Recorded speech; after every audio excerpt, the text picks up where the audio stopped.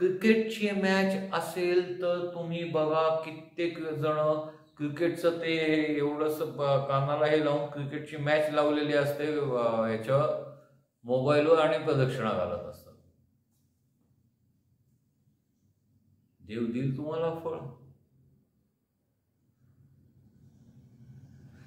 तुम्हीच विचार करा.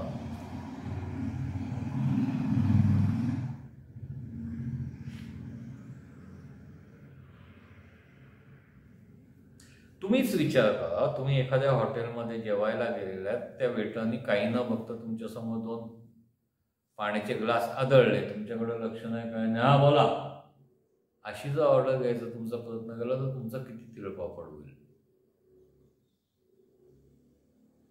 किंवा एखाद्या दुकानात तुम्ही काही खरेदी करायला गेला आणि त्या दुकानदाराने लांबनं सुद्धा क्या मागताय रे, त्या दुकानात काही खरेदी करण्याची इच्छा होईल तुम्हाला? तुम्ही मॉलमध्ये जाता का हो? कारण मॉलच्या दारातच एखादा काय म्हणतो आपण त्याला फॅन्सी ड्रेस केलेला माणूस तुमचे स्वागत करायला उभा असतो. आत गेल्यानंतर चांगल्या चांगल्या मुली तुमच्याकडे लक्ष, केअरिंग, दखल घेणे.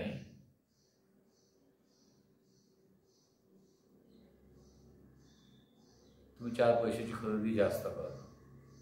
या उलट एखाद्या दुकानात गेला आणि तुम्ही त्याला विचारलं काय नाही, मग एक शर्ट पीस घ्यायचं होतं मला, तिथं लावलेले आहेत बघा, त्यातलं काय पसंत पडलं तर घ्या आणि घेऊन या इकडं, मग बघतो मी, बिल करतो. घ्यावं असं वाटेल तुम्हाला त्या दुकानात? दर्शनाचं तसं आहे.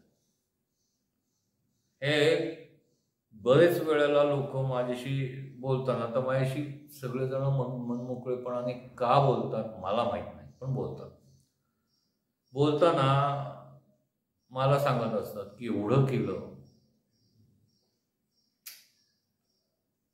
पण काम नाही झालं.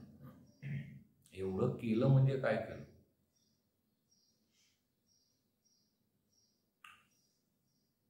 एक 10-15 वर्ष झाले असतील, म्हणजे मी त्यावेळेला जॉबमध्ये असतानाची घटना आहे.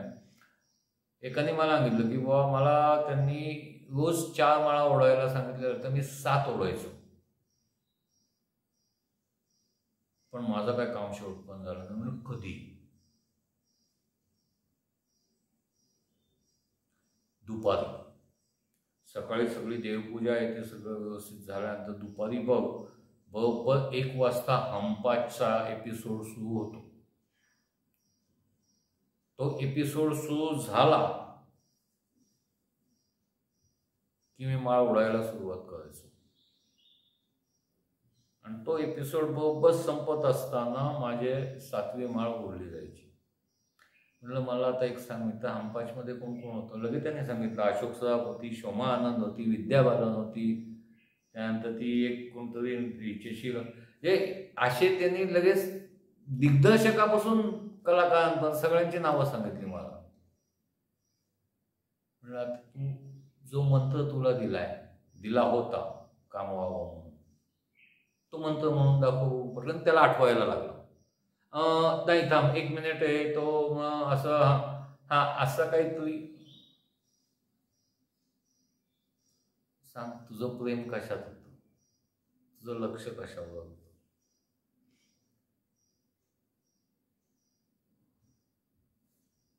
तुला भक्ती करायची होती ना, मग त्यावेळेला 1 तासभर भले तुला दोन्ही करायचं, तू बघ ना निवांतपणे, ती पहिले मालिका बघ आणि मग केलं असतंस तर तुला त्याचं फळ कदाचित मिळालं असतं. ज्या दिवशी तू गुरुजींनी सांगितलंय म्हणून करशील तो दिवस तुला लाभणारच नाहीये, कारण तो गुरुजींकरता तू केलं ना. ज्या दिवशी तू माझ्यावरचे संकट दूर व्हावे म्हणून मी देवा तुझं करतोय म्हणशील, त्या दिवशी देव तुझ्या संकटाकडे बघणार. तोच तू देवाला काय सांगणार? गुरुजींनी सांगितलं 7 माळा ओढतो, मग ते गुरुजीला दिलं, ते गुरुजीच्या खात्यावर गेलं. तुझ्या खात्यावर येण्याकरता तू मनापासून कर ना पहिले काहीतरी.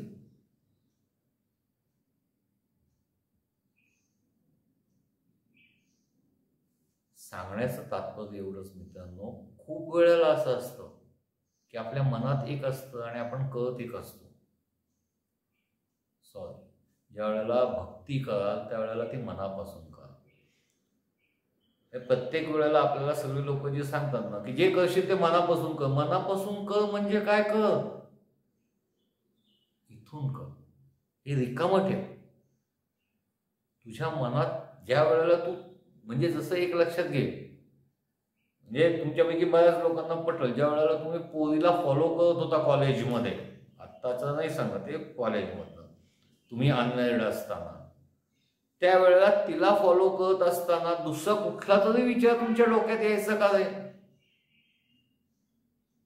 ती तुम्हाला पटली, तिनं तुमच्याशी लग्न केलं, आज तुमची अर्धांगिनी म्हणून राहतीये.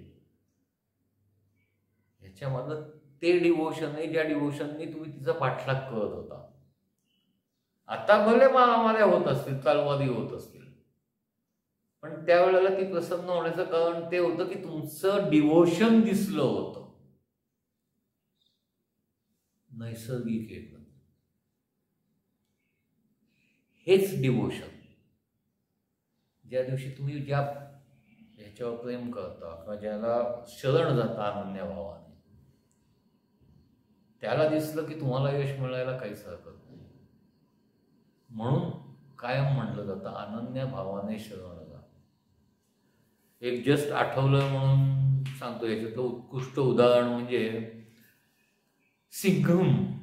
तुमच्या आमच्या सगळ्यांच्या आवडता पिक्चर सिंघम, त्यात सचिन खेडेकरनी केलेली भूमिका आठवा, गोट्याची. गोट्या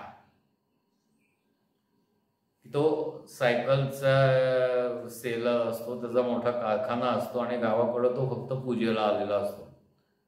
आणि त्या प्रत्येक मंत्राच्या आहुतीच्या मध्ये त्याला फोन येत असतो आणि तो फोनवर बिझनेसची गोष्टी करत असतो.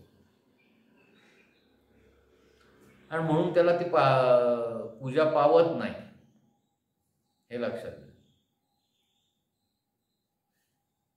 ज्या दिवशी तुम्ही तुमच्या डोक्यात ही गोष्ट बाणवाल की मला आत्ता दर्शन घ्यायचं आहे ना, तर 2 मिनिटं मी फक्त दर्शनच घेईन,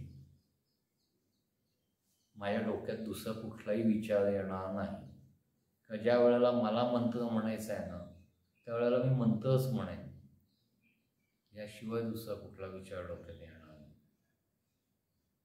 त्या दिवशी लक्षात घ्या, भविष्यशास्त्राच्या दृष्टिकोनातनं तुम्ही पहिली पायरी चढलाय. बाकी बघू, भरपूर वेळ हळूहळू बोलू आपण या विषयावर सविस्तरपणे. सध्या नमस्कार.